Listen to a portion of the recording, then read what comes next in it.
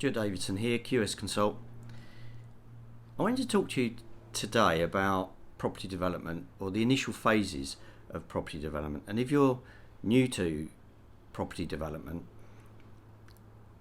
there are certain things that you need to think about at the initial stages, particularly when you're appraising a particular site, particular building for your development.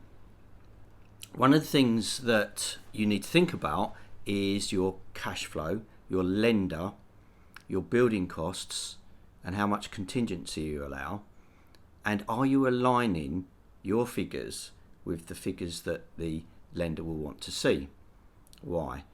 What I've seen is new investors, new people new to property development, quite often will see a piece of land, a property, look at it and think, this is a deal, it all stacks up, excellent. So be quite optimistic about the deal, quite optimistic about building costs, quite optimistic about the profit they're going to make, quite optimistic about the contingency they need to allow, and generally optimistic about program. Now, the lender won't look at it in quite the same way. They'll be looking at it with a critical eye. They'll be thinking, right, are these building costs robust? Is the program robust? Is the profit margin realistic? Are we happy to still lend on this? Is there too much risk for us? So my advice would be to prepare your investment appraisal in the way that a lender would. Try to look at it from his perspective. What questions is he going to ask about the building costs? What questions is he going to ask about the land?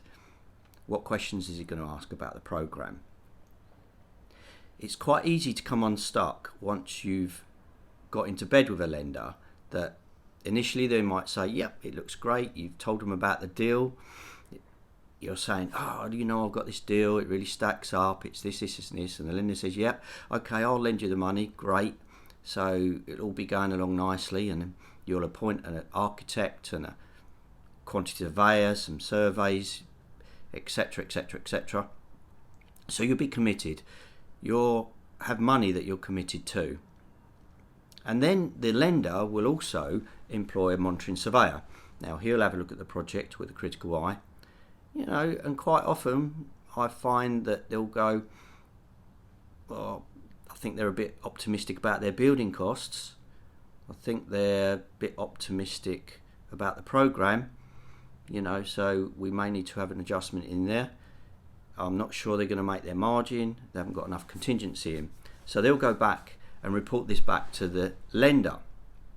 Now, the way that development funding is structured is that you'll get a monthly drawdown depending on how you've progressed on the project.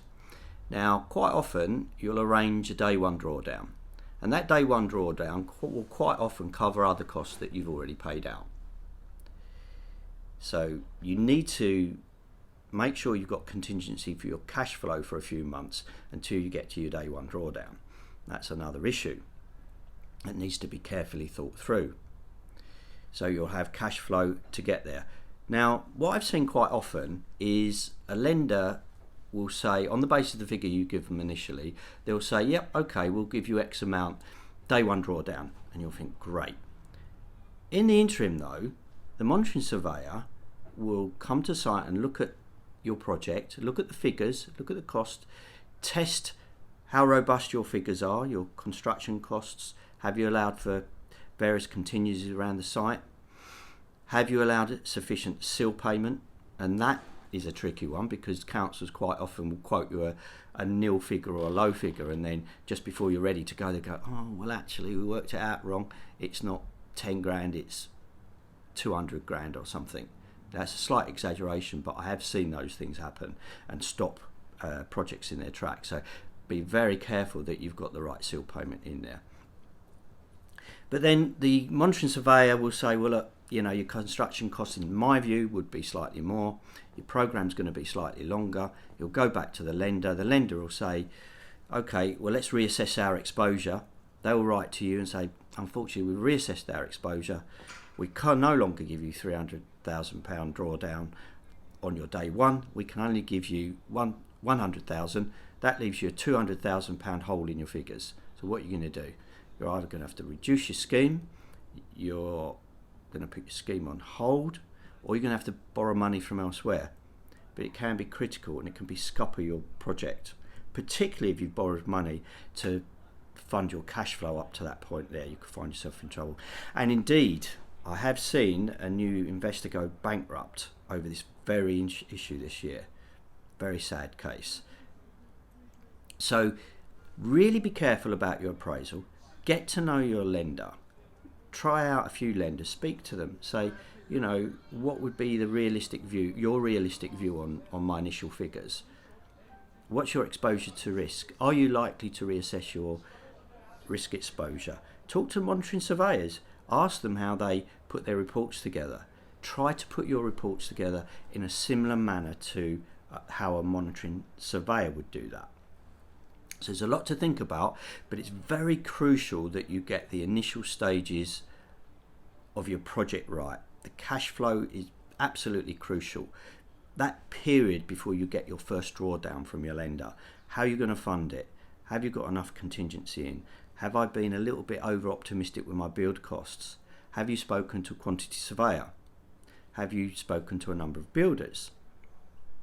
I would advise a quantity surveyor, because quite often quantity surveyors see lots and lots of different builders' prices, where most builders only see their own prices. So a quantity surveyor would give you a good overview and a good cross-check as whether your figures are realistic or not, coming from the perspective of a monitoring surveyor, because that's what we need to do. We need to make sure that the lender is comfortable about lending, so it will be on his figures, his terms.